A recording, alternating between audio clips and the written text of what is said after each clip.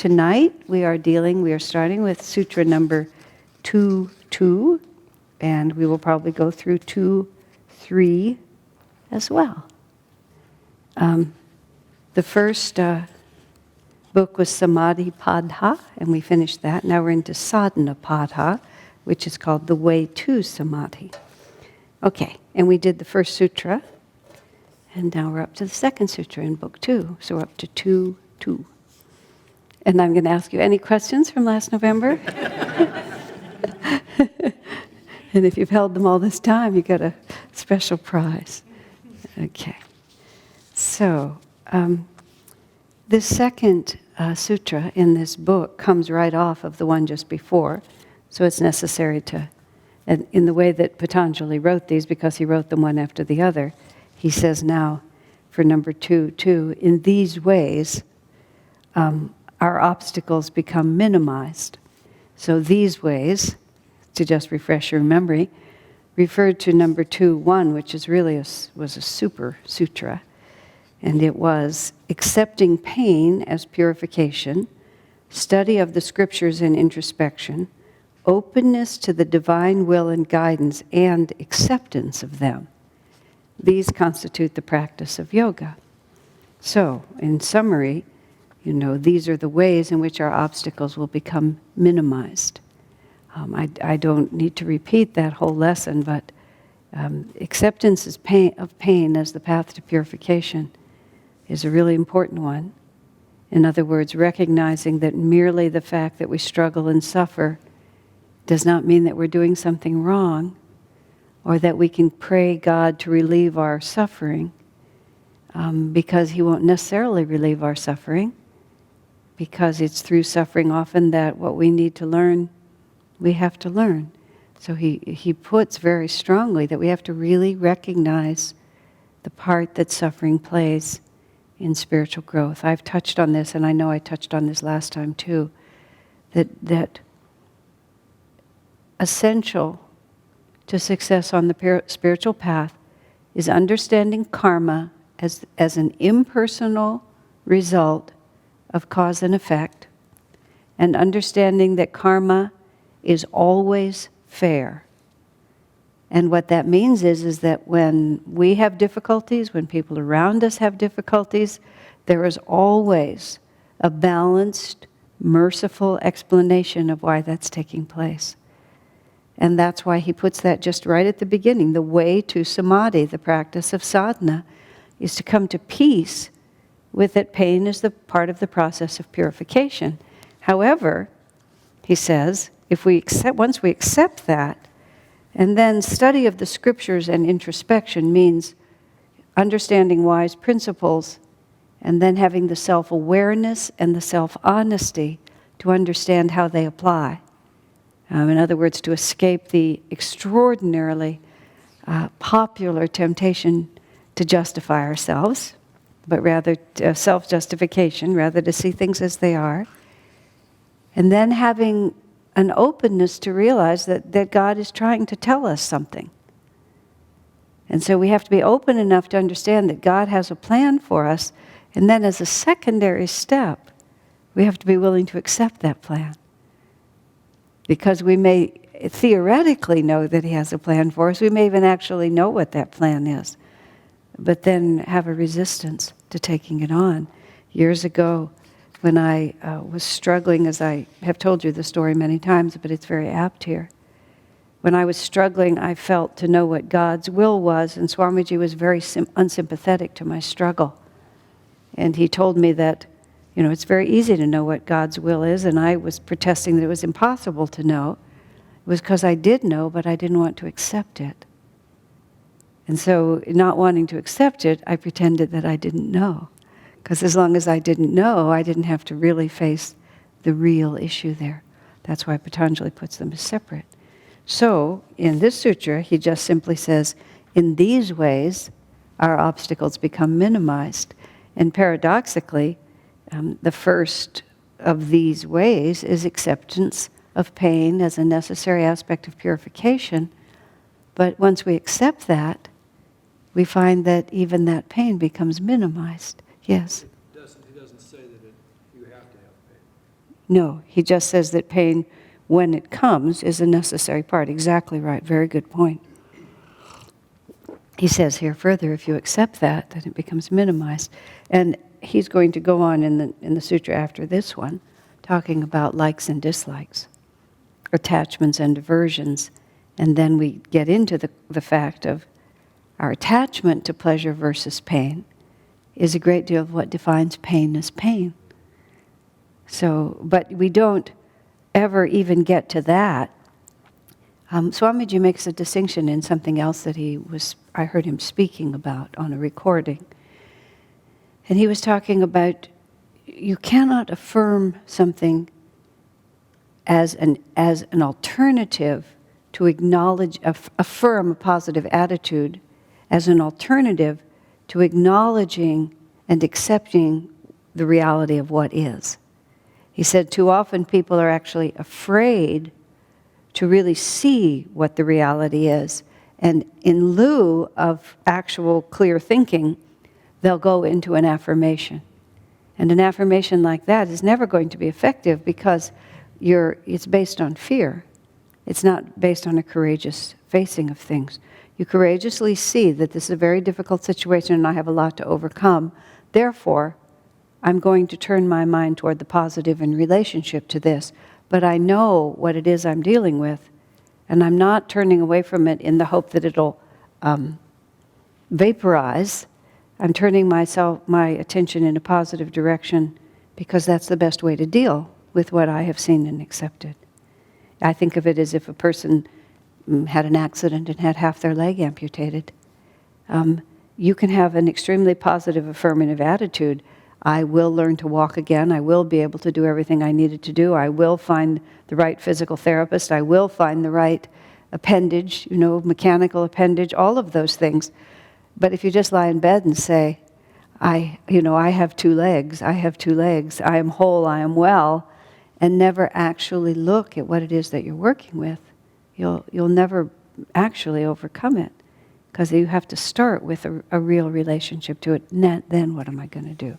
So pain is like that. If we're frightened of it, if we're averse to it, if we consider it a sign of failure on the spiritual path, then we'll never be able to deal with it properly.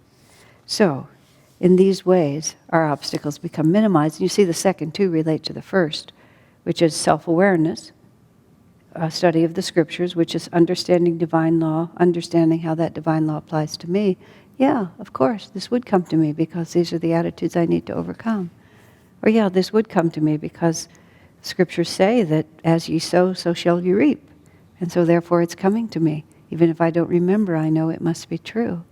And then openness to divine will. God has put me in this very unusual and uncomfortable position.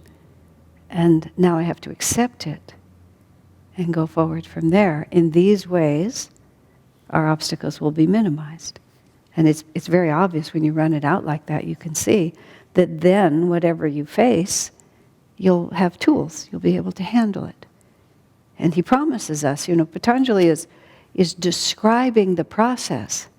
If you embrace these attitudes that he just described in the previous sutra, then it's an interesting phrase, your obstacles will be minimized. And that can mean either that they're minimized in your perception or that they don't even arise, but it really doesn't make any difference which one it is. That's how it's going to be. It doesn't say they'll go away. He doesn't say vaporized. He says minimized. Okay. And so let me just think for a moment. And then Swamiji just talks to us a little bit about the attitude of a Jivan Mukta, which a Jivan Mukta is a nice goal for all of us because here we are in ego consciousness so we can become freed while living. But the fact that things can happen, but we don't have to identify with their happening.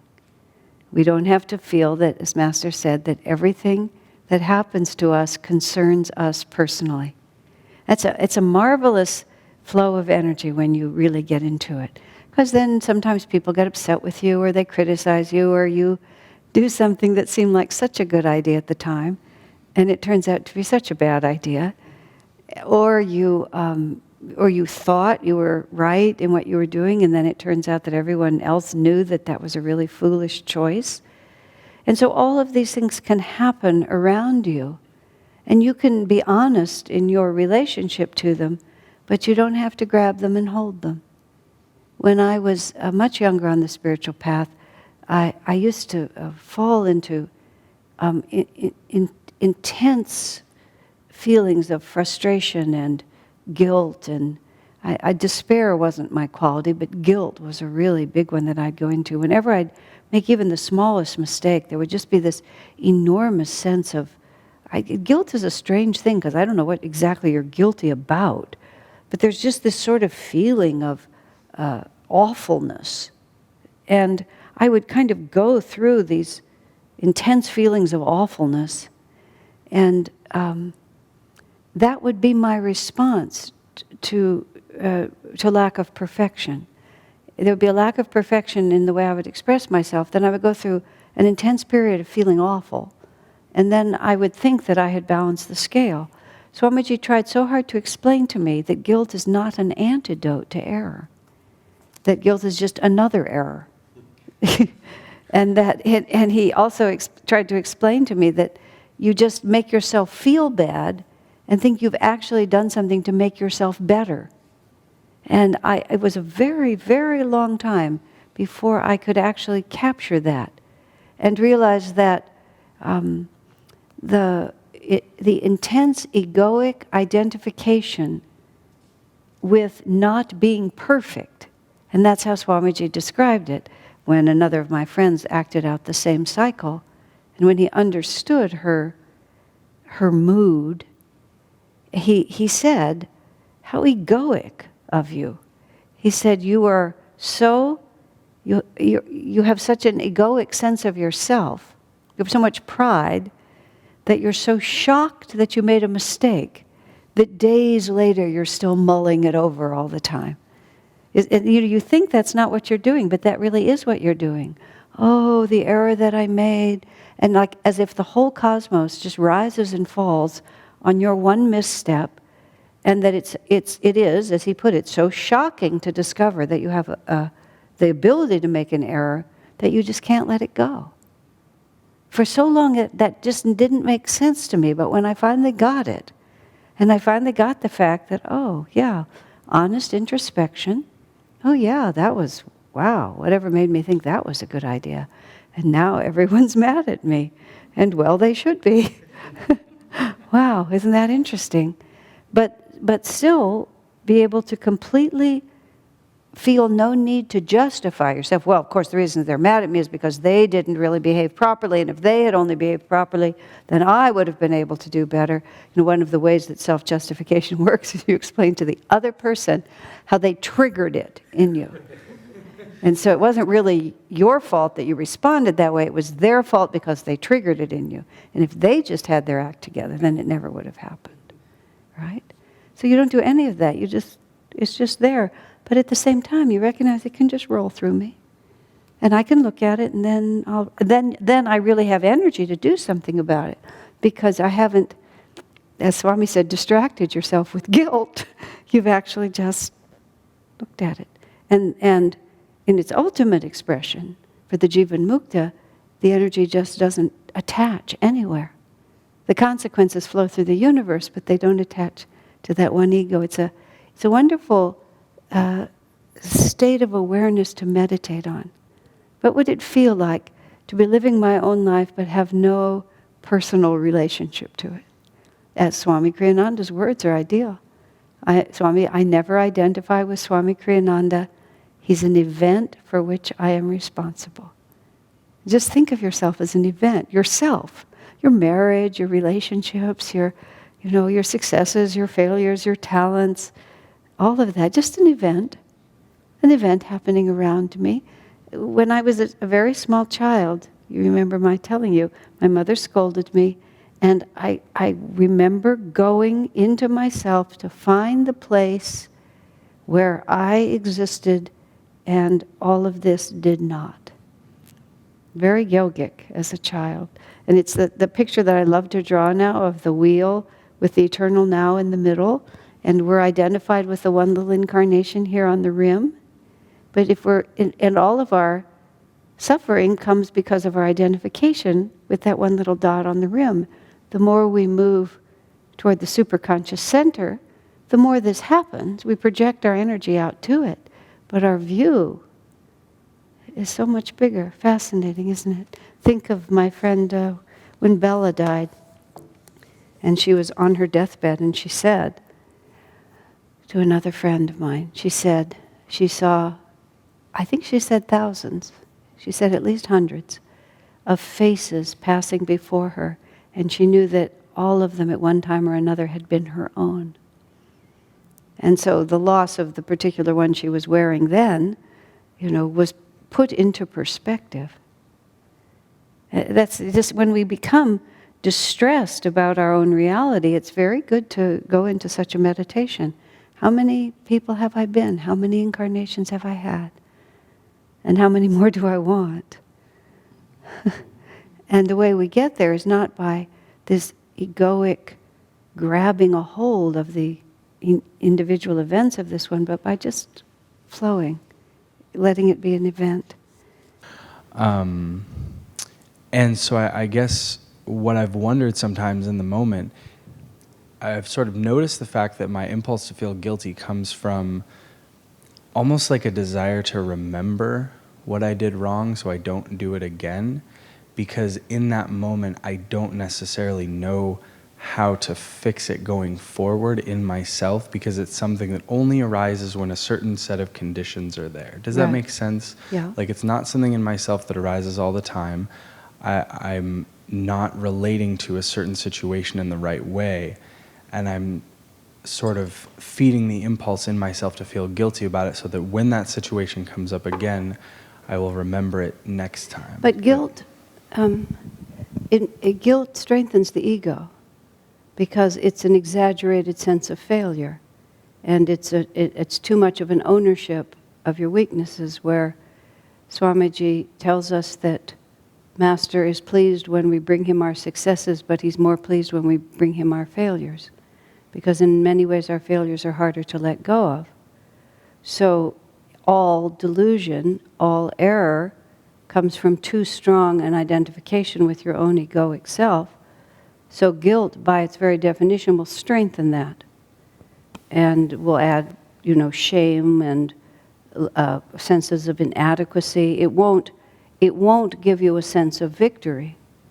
So what is far more effective, many different ways that are effective, but one is an intimacy with God and Guru is wow, did we ever mess up that time? You have to keep better watch over me. You have to remind me a lot sooner, because if you leave me alone, this is what happens. And then it's drawing on God's grace instead of just trying to use misplaced ego power to shift the ego, because it won't work. It just creates a whole nother level of tension. The mistake comes from a lack of attunement to God, so you want to use every error as an opportunity to strengthen your attunement, not to strengthen your separation. And so you want to feel, what you want to remember is not guilt, but that inherently it doesn't feel good to be out of the divine flow. And so what you really want to remember is the feeling of, just the feeling itself. Oh dear, I haven't been your instrument. I haven't been in harmony with your will. You want to emphasize your relationship with God in all circumstances. But that one has to be also, it has to be kindly. We always have friends, we hope to have friends, who just understand. And even when you've messed up, they still love you. You can feel it. You can call it mother love. Just like, oh dear, you poor sap. Yes, you did really make a hash of it, didn't you? But it can be done in such a way that there's nothing but love in that relationship. And that's what you want to do. You want to feel Divine Mother with you, and oh dear, poor sap, you really made a mess of it again. I trained myself, now I'm remembering this. I have a friend in my life who has a strong personality and often did things that were distressing to other people and made mistakes and had an inclination to feel guilty. For some reason, my relationship with that particular woman was I just loved her. No matter what she did, I always saw the goodness in her. She just couldn't do anything that made me not feel that she was still a wonderful person, even though she behaved at times like a terrible person. But I just had this unconditional love for her. So I started treating myself when I made an error as if she had brought the situation to me. And that technique was one, I'd forgotten about that, but I used that quite a lot. When I would make a mistake or do something really dopey, which was a fairly regular occurrence, instead of my falling into the how can I be so stupid, what an idiot you are kind of energy, I would pretend that she had come to me and told me about the situation and it was her, not me. And then I would immediately feel how I would respond to her. And then I just literally turned that on me. And I would say to myself, well, this was really not your best day, was it? But you've been doing better as a whole. And I guess we're not finished with this. We need to be more attentive. What can we do to keep it in your mind? And I would have this very impersonal conversation with myself as if I were someone else. I would not take what happened to me so personally. But I had to use a mental trick to do it. But it worked great. Because as long as it was her telling me, I knew just how I was supposed to feel. And that's part of how you become impersonal about yourself, which is you just see yourself as one of the players on the stage of life, not the player on the stage of life, which is how we tend to see ourselves. Yes, of course, there's a few other actors up here, but actually, it's really, when I say we, I really mean me, of course. But to really just know that I have a part, and sometimes I do wear the shiny costume, and sometimes I don't, but I'm really just one of the players. So I should treat myself like one of the players, which is that, when I do something really dopey, it does need to be related to, but I should relate to it in such a way that will be helpful, and I can tell that by imagining that someone else did it. And then the guilt doesn't arrive. When my friend makes a mistake, it doesn't occur to me to feel guilty. And that was actually a real revelation to me. Wow, if she had done that, I would see no reason for guilt. It was just maybe a stupid error, maybe even a slightly malicious error, but it was just an error. So where the whole picture of guilt and shame and all that looks really peculiar if somebody else is wearing it. It only makes sense when we've got it on. But it doesn't make any more sense, and that's why our friends look at us like, are you crazy? And become very annoyed after a while. Why are you making yourself so miserable? Fair enough. Very good question. Thank you. Okay. Anything else?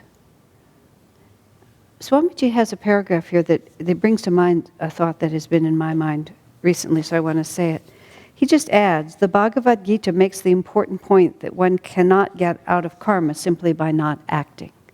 Because this is about the Jivan Mukta and how he's not moving from his own energy. But, Swami warns us, you can't just do nothing because, and this is all in the Gita commentary, inaction, action through inaction, and inaction, and on and on. We know those particular verses. But he was saying anyone who lives in a body, we breathe, we move, we're always doing something. And so it is necessary, he said, it is necessary, therefore, that we act energetically for the good. It's a very interesting statement. He puts that in there. You have to be very active for God. It's a very direct statement. I was thinking yesterday, I went out to dinner with a friend, and what would it have been? It doesn't really matter. But we went out to dinner, and the waiter was eager to clear the table. And there was one more bite of something that I could pick up with my fingers on my plate. And he said, "Can I take your plate?" And I went and I grabbed a little bit and I said, "Now you can." I mean, I just lifted it up like that. And then he took it away. And afterwards I thought, it's so interesting. The habit of behaving energetically has been so drilled into me that I could have just said yes, right? It would just have been easy to say, yeah, now you can take my plate. But it never occurred to me. I swooped down like a helicopter, I grabbed it, I made a huge motion, I'm a dramatic person. But the main thing that I realized about that, which is everything that you do, you should do with energy. Really, no matter how small. Of course, you don't have to do it with, you don't have to draw so much attention to yourself. That's not really what's meant. But there's no point when it's a good idea not to act energetically. Because you don't get out of action except by acting energetically. And in fact, even in that case, I was acting for the good by making a relationship with the waiter. Waiters, it's a fairly thankless job a lot of the time. So there he is trying to clear our plates. So I was just going to add a little entertainment to the conversation. Instead of just saying, yes, you can take my plate, I just made a big story out of, yes, you can take it now. And it's a restaurant I visit frequently and a waitress that I know. But here's the rest of it. The best way to get out of ego. This is Swami. Think how unequivocally Swami's writing. And bear in mind, he goes over every word. So it's not like he'll just throw out a sentence like this. The best way to get out of ego, without actually realizing what he said, the best way to get out of ego is to serve others with love and sensitive attention to their needs. You have a book that's all these pages long, and then right there, this is the best way to do it, to serve others. Now this came up because I was having a discussion with a friend about their particular progress on the spiritual path and what they feel and what they want out of life and so on. And it occurred to me that the lack in this person's reality is that they don't love to serve. That the first thing that occurs to them is not, how can I help? And I started thinking back to my own spiritual life, because the subject was Ananda and the relationship with Ananda and all of that. Before I met Swami Kriyananda, among the agonies that I was living with, and I didn't remember this until this conversation came up, was that I had such a desire to serve. It was like it was burning within me. I wanted to help people, but I was too stupid. I didn't know how to help them. I didn't have any wisdom to share. Swamiji writes about that when he wanted to be a playwright. And he really wanted to write plays, but he realized he didn't have anything to share. And he said he sat and stared at Act 1, page 1, and it just remained blank, for days on end, because he didn't know what to say. And gradually he realized he didn't have anything helpful to say, so as he put it, why flood the world with my ignorance? So he just gave up the idea of writing altogether. He wanted to be of help, but he had no way to help. I felt that way for much of my adolescence, that I really had a burning desire to serve, but no wisdom and no opportunity. In fact, one of the things I did just before Master really brought me to an awareness of Ananda, I decided that I was inspired by St. Francis, and I decided I wanted to serve the equivalent of the lepers. Because we didn't have lepers in San Francisco where I was living, as far as I knew, I tried to get a job as a nurse's aide in an elder care place, which is a job that's done by highly uneducated people for the most part, often immigrants. It's a real entry-level job, and the woman did not want to hire me for that job because I was so clearly not the kind of person who takes the job. But I had no medical training or any training of any kind. It was the only job I could get. And I wanted to do it in a spirit of Franciscan renunciation. So she did hire me. And the first day, my job was to distribute medication to the elder patients, and most of it was tranquilizing medication, so that they wouldn't be such a nuisance to the staff, which put me on the first day in a horrible moral dilemma, and I had to quit. I was from the hippie world, and I knew a lot about those drugs. And I couldn't do it. I was just in a state of despair because who can I help? And how can I help them? And so when I met Swamiji, one of the things that was, I was so magnetized to him, but the second step of that was he was building a community. And integral to that community was a retreat, which meant that the whole community was oriented toward helping other people. It wasn't just a question of, oh, let's build our home and enjoy it. It's like there was always going to be an open door of trying to help other people. And that was just like, it was perfect. It just couldn't have been more perfect for me because of that overwhelming desire to serve. Interestingly, in contrast, I'm talking to this person and trying to sort through some of the confusion that we're working out, and I realized that this person doesn't have a burning desire to serve. And at first, it was so foreign to me. The first thing I had to do was apologize. Wow, I wonder what that feels like. It just never occurred to me that a person could have spiritual aspirations and not also have a desire to serve. Because they're like this. Then I read tonight, the best way to get out of the ego is to serve others with love and sensitive attention to their needs.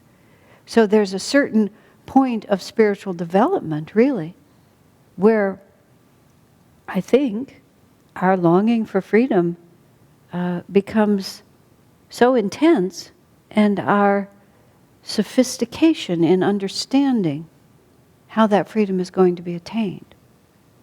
And this doesn't say that you have to, give satsangs or be a priest or anything like that. It just says serve others with love and sensitive attention to their needs. That means wherever you are. In a real sense, even though I don't want to make too much of it, that poor waitress was just having her night. And I just wanted to share a little bit of fun with her, because I know what it's like to do a dull job, and if somebody lightens it up for you, it lightens it up for you.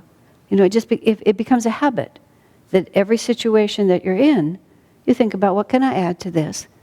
That'll serve others with love and sensitive attention to their needs.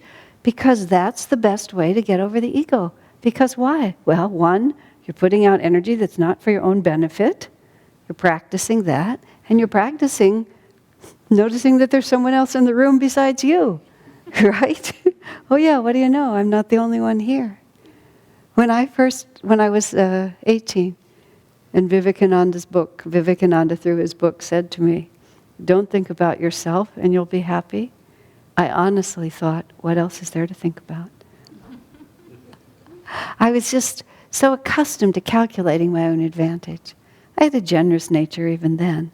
But still, in every situation, I would always calculate my own position. And fortunately, even those calculations were not so much self-serving. They were more, I don't know how to say it exactly, to have the most fun. I was more concerned with choosing that which I would enjoy the most than I was with keeping my word. And that was a fault I had to overcome later. But nonetheless, I was always aware of where I stood, constantly aware of where I stood. Because what else do you think about? Well, eventually you stop. And he said, don't think about yourself and you'll be happy. Whoa, what a fascinating idea. Which is, of course, true, which is where the Jivan Mukta comes in. It all happens, but I don't have to take it personally. I can think about what's happening, but I don't have to be calculating my own position in relationship to it. I can just be going with the flow and figuring out what's needed. Because that's the best way to overcome the ego. Okay, questions? Nishkama has a question back there.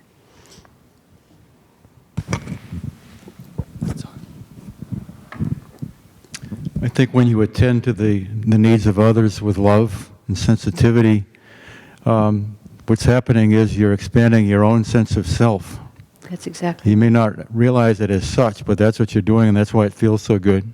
Yeah, that's exactly right. Your master says, when you can spend as generously for others as you spend, as happily for others as you spend for yourself, I've been in situations sometimes where I think, if I were doing it for myself, this is how I would do it.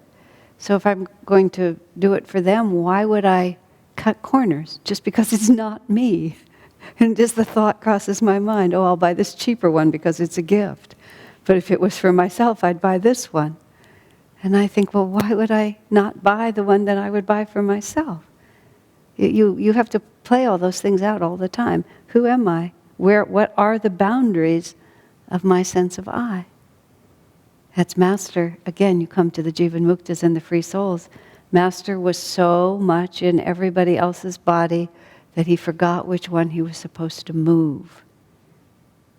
And the stories that Swami tells, he goes and visits that man, and afterwards in his shop, he says, oh, his shop was he seemed so poor, and he had such a poor floor. I think I'll put a good floor into his store. Master didn't even know the man. But if it had been Master's shop, he would have fixed the floor.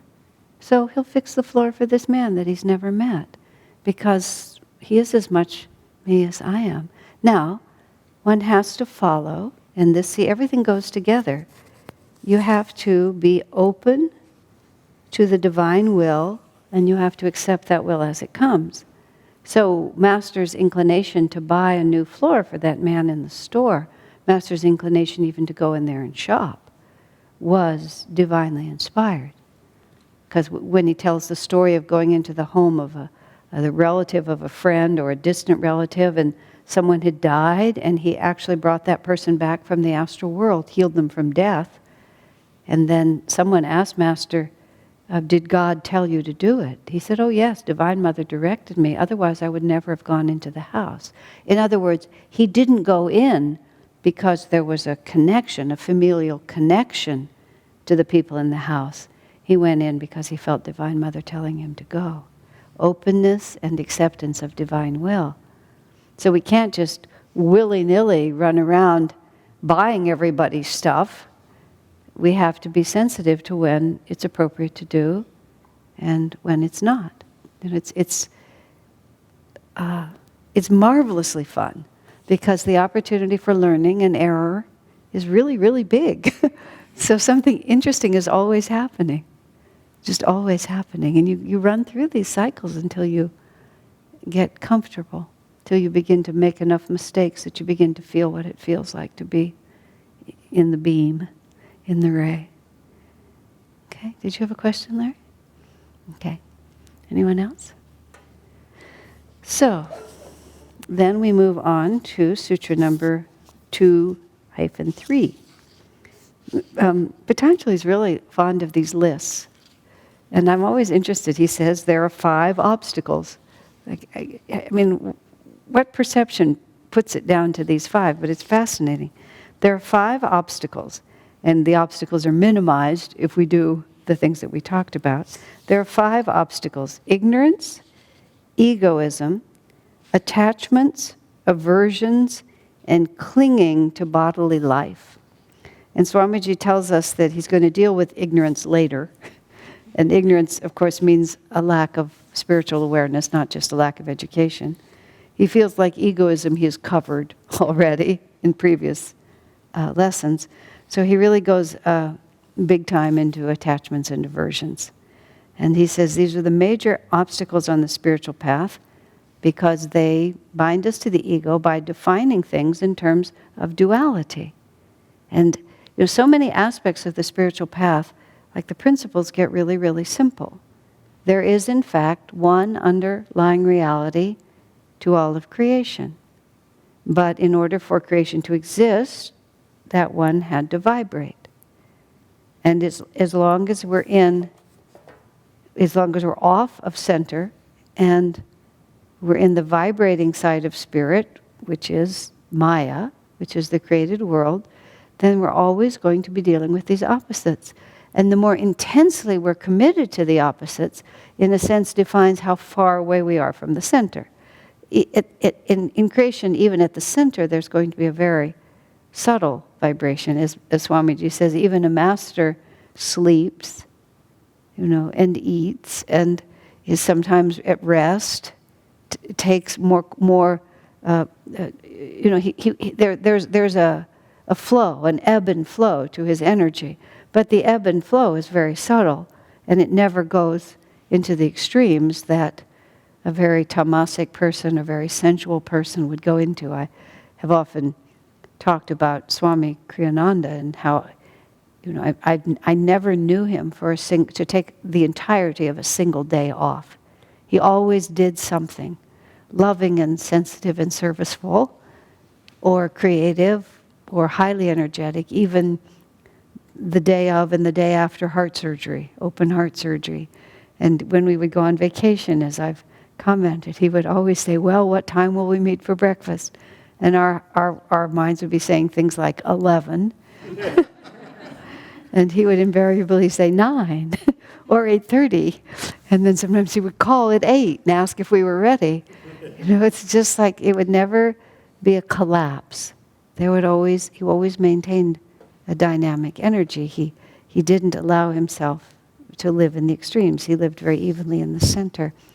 And then Swamiji, when he says, I like this and I don't like this, he just says, we must begin with the way we view other people, because it is other people primarily who affect our emotions.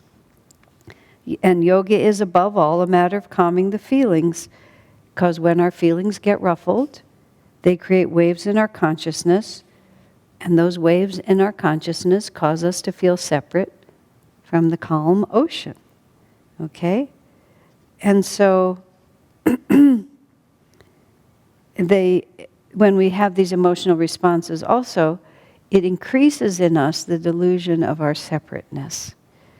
The ego, moreover, causes the surface movement to whirl our feelings in vortices around our egos. I mean, this is the chakras and the vrittis and the chakras. Our ego takes our feelings and it whirls them around us like this. Isn't that exactly what it feels like? Well, let's talk about guilt. Oh, I did something wrong. I really shouldn't be making these mistakes anymore. Why can't I ever learn? I mean, it's almost a physical phenomenon, isn't it? You can just feel yourself weaving this cocoon around you. Think about a person who's depressed. They'll come into a room and they'll be like this small little tornado of, oh, poor me, I'm so sad, energy. And everybody else is feeling really cheerful, and you're just sitting over there in the corner. You've created, it's not a positive vortex. You won't even need to think about it as a dynamic vortex, but it's a very powerful vortex. People who walk around in a depressed state, if you have any sensitivity, you can just feel it in an instant. And they're just a force. I was with a group once, and I was insensitive in that case, and I didn't fully appreciate what was going on. But just this one person was in a serious depressed state. Whatever they call it, clinically depressed, actually. But it was just like this vortex. And because that vortex was always spinning like this, it was like no relationships could form, because that energy was always whirling like this. And of course, because that energy was always whirling in that way, no relationships could form, which caused the energy to continue to whirl. So he says we must start first, in terms of likes and dislikes, with our relationships to people. People arouse these attachments and aversions in us much more powerful, he said, say, than food or scenery. So we have to learn to accept calmly whatever is. Let me just think about this for a few more minutes. In Sri Yukteswar's book, The Holy Science, of which I have only understood fragments, but one of the things he really talks about in there is the purification of the heart. The purification of the heart is the calming of the likes and dislikes, and the compulsion our soul exerts over us to put us into proximity and relationship with other people. And this principle also tells us why spiritual community and why satsang is such a blessing on the spiritual path, and why it is not at all incidental to our spiritual progress. And how, the the program, so to speak, for self-realization that has been established by Swamiji in the flow of Ananda. You know, the way Ananda is a very deliberate creation of Swami Kriyananda's thinking, of his inspiration. I mean, he could have established our community on any lines at all. He was just there by himself at the beginning with people coming, and he could have laid it out any way at all. He could have laid it out very austerely. He could have laid it out with many rules. He could have kept all social contact to a minimum. He could have kept all frivolity out of the story. He could have discouraged particular relationships like they do in some monasteries. He could have done any of those things. But instead, he created a very family feeling. And when he saw that family feeling in the early 80s, when he saw that family feeling was becoming frozen in a kind of false austerity, he actually left the monastic life himself and got married in order to create a more natural flow of energy in the community. I mean, he did that as a deliberate act in order to put the community on the right basis. You know, he had more parties at his house. He invited people over for dinner. When we had holiday events, he would read us P.G. Wodehouse stories. You know, people started acting out plays, and he would encourage all of those things. All because we need to have, in all these different ways, these relationships with people, because it is through them that all of these likes and dislikes are brought to the fore. We imagine, and this goes back to what he says in the Gita just a sutra or two before, we do not get out of action by doing nothing.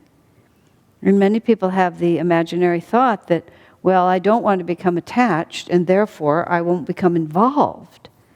I remember very shortly after I had married David, he went away and he went on a 3-week business trip somewhere, and it was 3 weeks seemed like a really, really long time. It was a very high percentage of the time we'd been married at that point, so it just seemed like a really long time. Now I'm gone for 2 months and we hardly notice, but that's because 2 months is a very small percentage of the time that we've had together, but then 3 weeks was a high percentage. And we do notice, but we don't mind in the same way. I really minded. And so someone said to me, "Now you mustn't get attached." I looked at him and I said, would I have married him if I wasn't attached to him? What a stupid thing to say to me. I mean, of course I care whether he's here or not. It's just like, what is the alternative to that? The alternative to that is to just sort of freeze up inside, because true transcendence was not an option. It wasn't like I could be completely open-hearted and detached. What he was actually saying to me, and I knew that's what he was saying, pull back. Don't commit yourself quite so deeply. But I knew that wasn't the way to freedom. You know, the way to freedom is to be unafraid and to allow whatever you are to come to the surface and then work through it after that, not out of fear of it, to imagine that you can get to inaction through inaction. Do you understand what I mean? So we have to be very fearless in our relationships with people. I mean, at a certain point, Swamiji was talking about this. It was a situation he was in, and he wasn't getting the right response from the person he was dealing with. And he said, I'm just more accustomed, he said, I am quite accustomed to following my heart, he said. And the person he was talking about, he said, they just don't know how to do that. They stop, they calculate, they worry, they think, they analyze. Swamiji's he was just unafraid. Whatever the natural flow of his heart was, he would just go with it. He would trust it. He wasn't afraid, I'll get attached, I'll get involved, I'll get embarrassed, I'll get rejected. Those are all the likes and dislikes, the aversions and the attractions. We just have to develop that absolute freedom, that I'm here, I'm part of your life, we're together in this. And this is our reality. And I remember when I was just a zillion years ago, when I was still in college, and people were trying to sort out their relationships. would always say to people, what have you got to lose? If you like someone, what have you got to lose? Just follow it. And it'll either work out or it won't. But you're not going to lose by loving. You will always lose if you don't. But you will never lose if you do. You might not get exactly what you want, and you have to be prepared for the fact this may not work out the way you want it to work out, but you won't lose anything. You'll just give your heart to someone, and you'll have the fun of giving your heart to them. And if they don't respond in exactly the way you want, well, at least you've had the fun of doing it. Likes and dislikes, aversions, fears. Those are the things that just bind us like crazy. I mean, think about it. When I was, my first day at Stanford, it was the first day, they had this great idea. They'd bring all the 18-year-olds together, many of whom had never been away from home. We'd all have a week together, and we'd get oriented to the campus before school started. So what you had 18 terrified, not 18, I don't even remember how many hundreds of terrified 18-year-olds like this. And everyone, we had what I actually even wrote a poem about it at the time. You had absolute social gridlock because nobody was going to have the nerve to be the first one, to just move. Hello, I want to be your friend. We all were just like this. And we were going through the motions. But underneath, it was just like this. And I actually made a decision that I was no more secure than anyone else. But I was going to pretend that I was. Because I really saw that somebody had to move. Somebody had to move in the system. So I just moved and started just reaching out. And actually, the friends that I did make in college, I made that first day. And I just moved, and all of a sudden, then the whole thing around me could start moving. I acted as if. It was so vivid to me. It's probably why I dislike college so much. It was just so vivid. This situation is not a natural world that we're living in. This is not really going to work. Let's take a short break, and then we'll come back and finish.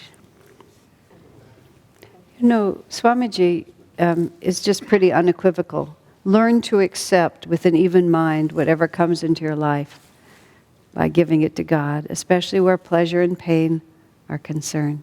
He gives us so many examples. Now, just that simple statement is not the same as actually giving you a long list of techniques about how to do it, which are the subject of many other classes. When we're dealing with the sutras, this isn't so much a class of how to do all these things as a simple understanding. What Patanjali is describing here is the pitfalls. And even the thought in our minds, just to get the basic principle in my mind, this is not going to serve me, to dwell on this thought. And he says, when pleasure comes, it's not like you coldly discard it, but you accept it with calm gratitude, is how he puts it. And not with a kind of desperate seizing of, oh, finally, somebody loves me. Finally, I have the relationship I've always longed for. Finally, I have my little bitty baby to love, and now somebody really loves me. Finally, with all that duality, where even in the overemphasis of our enthusiasm, the overemphasis inherently has in it the fact that the opposite also exists. If instead you just calmly and joyfully, I'm just so grateful that God has given me these wonderful opportunities. It would be rude not to feel that way. I'm so grateful that God has given me a life partner. I'm so grateful to have the opportunity to serve and raise this child. But I'm grateful to God for giving this to me, rather than I'm grateful for this. You see the difference? When I was involved in a very difficult Ananda project to make Ananda a California city, and it was 18 months of intense controversy, at which point we lost on one level, and we're going to go to the second level to get it appealed and get it changed, and this tremendous fight. And then Swami decided that we would stop the project, just like that, just bang. And I was just an object in motion like that, and then boom, it ended. And it ended, without any warning to me, because there were no telephones and he couldn't tell me. So anyway, it just happened like that. And it was so interesting for me because I'm nothing if not committed when I do something, and I was energetic in my way, completely like that. And then Swamiji, for very good reasons, decided it had ended. And I had to ask myself, what is it that I'm committed to? And I had become committed to the project, but I realized, of course, what I was committed to was what God wanted me to do. And so that was my primary commitment. And we were thinking of likes and dislikes, that's our primary gratitude. We're grateful to God at all times for, and then you fill in the blank. And if what God has given you is exceedingly lighthearted and something that is effortless for you to love and enjoy and feels like the fulfillment of some great many incarnations of desires and effort, then be perfectly sincere in that. Don't have any hesitation about giving your heart wholly to the enjoyment of it. That was when my friend said, now don't get attached. Of course I'm attached. Of course this means a whole lot to me. I wouldn't bother to do it if it didn't. And I wouldn't be sincere if I pretended that it didn't. It means everything to me.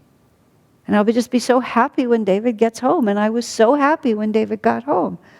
But if at any point he had, what could happen now? He had died, or for some reason something happened and it had to dissolve, and I felt that was what God was giving me. The habit needs to be, I am grateful to God for. I'm grateful to God for this really terrible period that's happening in my life. We went through so many difficulties here in the 90s when we were struggling with all the lawsuits that were being directed at us, and it wasn't a party that period of time. It was tough because it was just no fun. We were having to deal with icky people. We were having to generate huge amounts of money. We were having to put on hold everything that was creative and enjoyable just to pay for, all this mess of litigation. It was just awful. I remember saying to David, thank heaven I've been on the path long enough that this is not the only thing I know. But it had to be done. It was just as simple as that. I'm grateful to God for the chance to go through this icky period because what happens afterwards will be nice by comparison. And I'm grateful to God for the hard things that have happened because everything else is easier compared to that. There's just all these different ways you can always turn it if the first phrase is, I'm grateful to God for.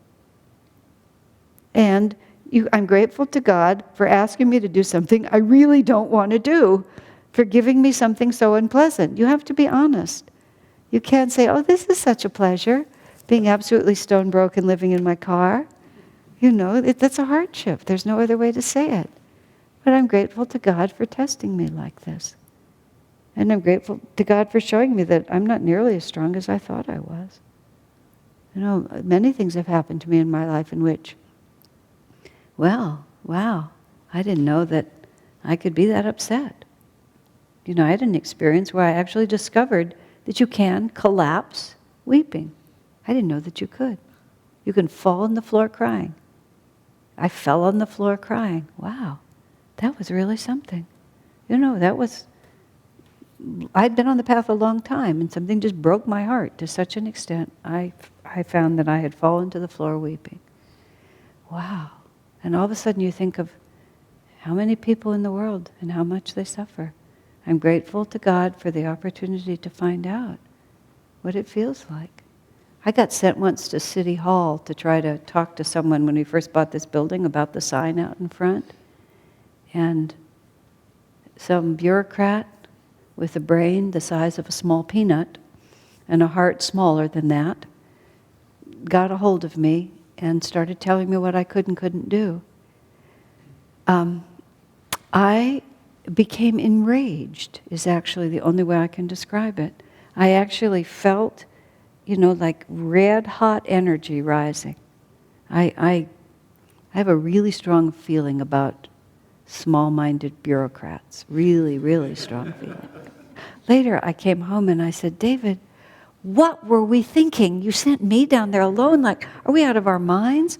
But it was fascinating to me because I realize lots of people have anger like that. I don't have, as a rule, I don't have a temper like that.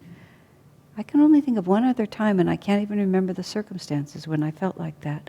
But I felt like that.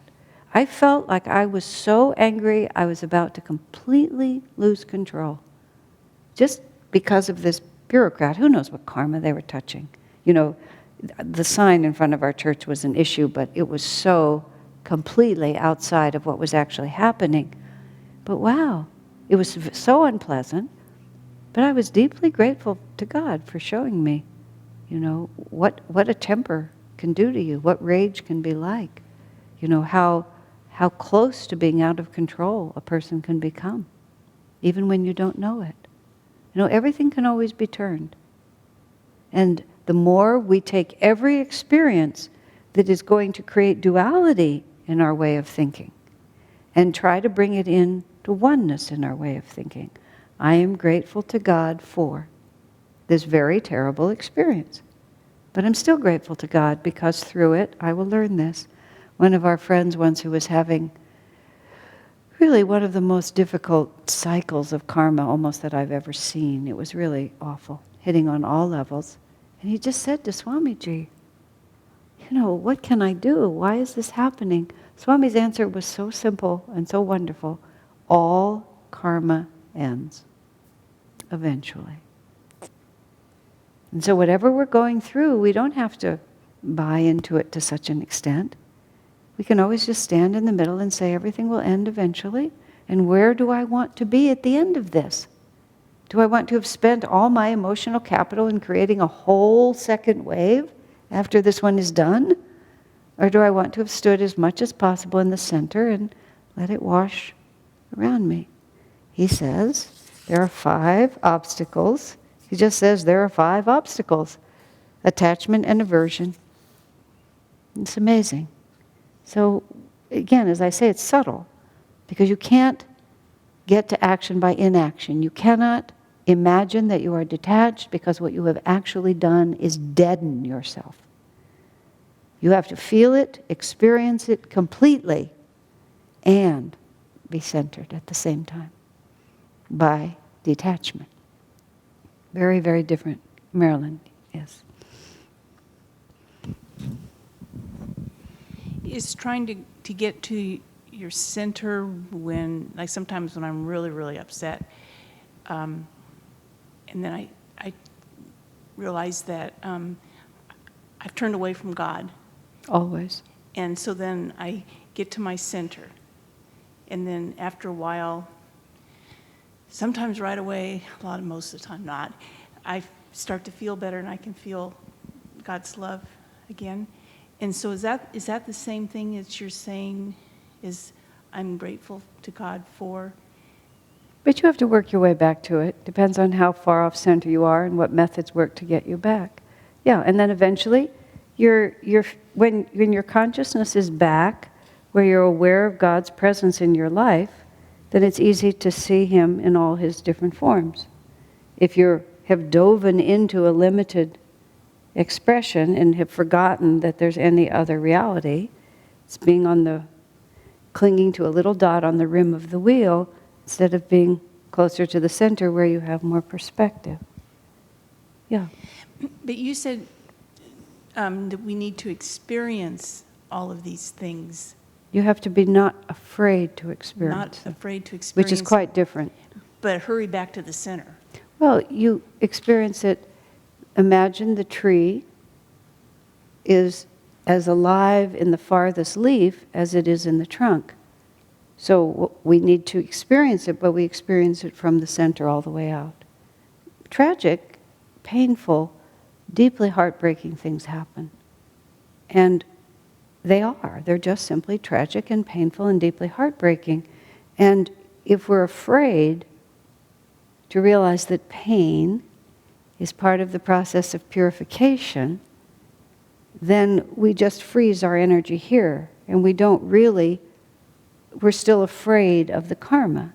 And fear is one of the things that causes karma to return. So we have to just allow it, the whole wave, to go over us, but not take it so personally. This is all the threads that I've been weaving today. Okay. You know? So I was upset enough at one point in my life to fall on the ground weeping. And I just was. And I was just like, wow, just look at this. And of course, you know, I gradually was able to pull myself back from it. But it was more important that I allow the whole experience to happen rather than be afraid of letting that experience happen. And then once I'd been all the way there, when I saw it coming, I could stay centered after that. More, I didn't have to do it 1,000 times, but sometimes you do. Everybody I know, well, one of my friends, when she talked to me about her husband died of cancer, she said she was just amazed how the grief would attack her at the most unlikely moments. You know, she would just think she was fine, and then all of a sudden it would just come over her. She just had to get comfortable with that. And just be ready for it. Yeah, here it comes again. Here it comes again.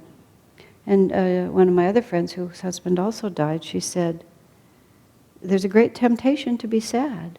She said, and much of the time I stay out of it, and sometimes I can't. And she saw it that way. She saw this wave of sadness would come over her head. Sometimes it would just pull her down. Sometimes she could breathe and chant her way through it and not get swept over. But sometimes she just got swept over. And that was just what had to happen. You know, and if you're not guilty and freaked out, you just can stay in the center and you go all the way out to that leaf, and then when you're done, you can pull your energy back to center. You learn to just ride with it. And it's like you don't even have, you don't have likes and dislikes about your likes and dislikes. You don't have likes and dislikes about your pleasures and your pains. That's where Swamiji, he writes in this, you know, I don't pray for myself and I don't ask things to be different than they are. They just are what they are. Wow, this is a painful period. Look at this. It's very subtle, and it can't be understood just, oh, I've got that, and I'll get 100 on the exam now. No, these are just like ideas you just try to take deeply into your spine so that when you're challenged, some part of you will remember. And then what also happens is you have experience, and then you say, oh, wow, that's what they were talking about. That's what they meant. And you can't understand it as a theory, but you kind of get the construct there. I mean, this is Patanjali's Yoga Sutras, which have lasted for millennia, you know, because here it is. The obstacles are attachment and aversion. And you just kind of live with that for a long time. And pretty soon you really begin to see it. Because at first you think, well, gosh, if I don't really enjoy things, you know, and if I don't feel really sad, then I'm not really living. And then you kind of think about it more. And you understand that even-minded and cheerful is not dull. Everybody at first thinks even-minded and cheerful is so dull. Why would I want to be there? But then after a while, it looks real good. But you have to hear it, and then you have to live it. Okay, any other questions or thoughts? The last thing that Swami talks about, that Patanjali talks about, is attachment, clinging to bodily life. It's a strange statement, isn't it? Clinging to bodily life. And then Swami talks again about how it's just the way we're made to want to hold on to these bodies. In fact, it was very interesting when one of our friends was dying. She was not really conscious, and but there was a certain kind of it looked like a physical agitation going on. And the doctor said, Dr. Peter said, it's like the body itself resists giving up. And even when he was sort of trying to tell us, it wasn't really happening to her so much, it was just the physical body was just going through the struggle of having to shut itself down and then being programmed to try to stay active when in fact the life force was trying to get out of it and it was trying to withdraw. And there's even the story of Lahiri Mahashaya, when the message was delivered that his body, the term of his body was coming to a close, and he shuddered and became very silent for a long time, and then was able to let it be. You know, having a physical body is a great privilege. Having a human body is a great privilege because it's an opportunity for us to attain God realization. And we must understand that merely dying does not necessarily take us, is not necessarily any advancement. You know, when the physical body dies, our consciousness is not suddenly more advanced. I mean, yes, we can complete a physical incarnation with courage and success, and that's a notable landmark. But death is not the success. Death is inevitable, but facing death with courage and detachment and spiritual awareness, that can give us a big karmic victory. And just the whole clinging to bodily life is also identifying deeply with bodily life and not constantly, and this is what Swami is recommending to us, just constantly being aware of the fact that I just live in this body for a period of time. It's just temporary. And whoever I think I am, this is really not who I am. And it's such a fun game to play. People used to play it. There was a girl who came to our community many years ago in the early years of Ananda, and she always called herself this unit of consciousness. And she was extremely conscientious about it. She never used a personal pronoun. She always spoke of this unit of consciousness, which, even though she was daffy, there was a certain charm in it, really. That just like, all I am is a unit of consciousness inhabiting this body. And don't be obnoxious to your friends, because it's tiresome for them. It's just easier to say, I'm going to the store, instead of saying this unit of consciousness is going to the store. Do any of the other units need anything? We have a simpler language than that. But it is worthwhile to try to wear your body lightly, wear your gender lightly, wear your age lightly. You know, Swamiji would acknowledge his age. You know, this body is really hard to move around. You know, I'm an old man now. He would use the word old man sometimes. But we're not really, and he never was. You could see it in his face. He never really identified with it. Just consider it part of the event that's happening. I was looking on the internet of, some of you know Evan Strong, because he lived in our community many years ago. Evan Strong is now in his mid-20s. A few years ago, he was in a motorcycle accident, and he ended up having his leg amputated below the knee. Extremely gifted, powerful athlete. He's now become a Paralympic athlete, and in the Paralympics, he won gold medal in his event, which is snowboarding. And that's what he did before. He was a skateboarder before, now he's a snowboarder. And I mean, he just put it all back together. When he was going into the hospital after the accident, he said to the surgeon, I'm an athlete, you've got to save my knee. You can have the bottom part of the leg, but not the rest of it. And they managed to save his knee. But he just was showing in this, he's a Wheaties champion. You know, Wheaties has gotten bigger. And so several of the people they were highlighting in these little vignettes were people who have limitations, physical disabilities, or I don't know what the exact word is, challenges, however they say it. But he just showed us his artificial leg, because he says, although he's a relatively slender man, snowboarding, he said, makes him the equivalent of weighing 400 pounds. So he has a leg for his snowboarding that is for a huge man. And he just said it so casually. He said, you know, my leg is just part of the equipment. I have to get ready before I go out on the slopes. I have my board, I have my foot, because that's what I need in order to do this. And he talked about when he was lying on the road after he just a block from home on his motorcycle, a lady was inebriated. She crossed the line, just came like that and shaved his leg like that. He's lying on the road, bleeding out, knowing that he was really close to dying. He just lay there and thought about it. Thought, you know, my body has been smashed and changed in a big way. He could tell. He said, what shall I do? Shall I stay in it or shall I go away? And then he said, because he's a really great guy, he said, well, I look at it this way, the costume got torn. He said, the costume was torn, but now I'm going on. I mean, even for an athlete where his body is his reality, costume got torn. It's the more we can continually make that our reality. Just, I live in this body, it's an event for which I'm responsible. I must keep it healthy, fit for God realization. I need to keep it as long as I can keep it, because after all, otherwise you have to be a baby and a child and an adolescent. And Swamiji said, you know, by the time you get onto your spiritual path and get Kriya and start meditating, you do not want to throw that away lightly, because it's just a long process to get back to here, fraught with danger, because you'll just get sucked off into something else. You can never be sure. So you have a divine obligation to keep it in good working order and to stay in it as long as it's useful. You can't just toss it aside. But think of it like that.